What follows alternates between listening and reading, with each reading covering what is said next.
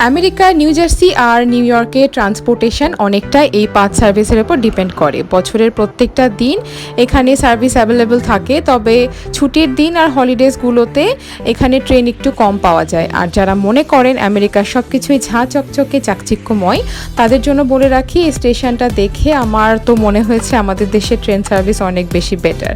এখানে 4টে রুটে এই পাঁচ সার্ভিস অ্যাভেলেবল রয়েছে, 13টা স্টেশন ইনক্লুড রয়েছে। এর মধ্যে আমরা এইখান থেকেই নিউ জার্সির এই স্টেশন থেকেই গিয়েছিলাম নিউ ইয়র্কের পেন স্টেশনে।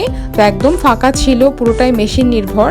এখানে হেল্পের জন্য কোনো লোককে সেভাবে আমরা পাইনি, যদিও আমরা উইকেন্ডে গিয়েছিলাম জন্য এমনটা কিনা সেটা আমার আইডিয়া নেই, তবে পুরোটাই মেশিন নির্ভর আর নিজেকেই সবটা করতে হয়। তো আসার আগে ভালোভাবে একটু বুঝে আসাই ভালো, না হলে এখানে এসে একটুখানি ট্রাভেলে পড়তেই হয়।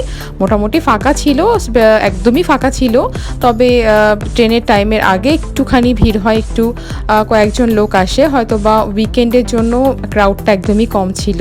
তো এই হচ্ছে ওদের স্টেশন। তো দেখুন, আপনাদেরকেও দেখালাম নিউ জার্সির স্টেশনগুলো কেমন হয়। আশা করি ছোট্ট ভিডিওটা আপনাদের ভালো লেগেছে। ভালো লেগে থাকলে অবশ্যই লাইক, শেয়ার, কমেন্ট করবেন।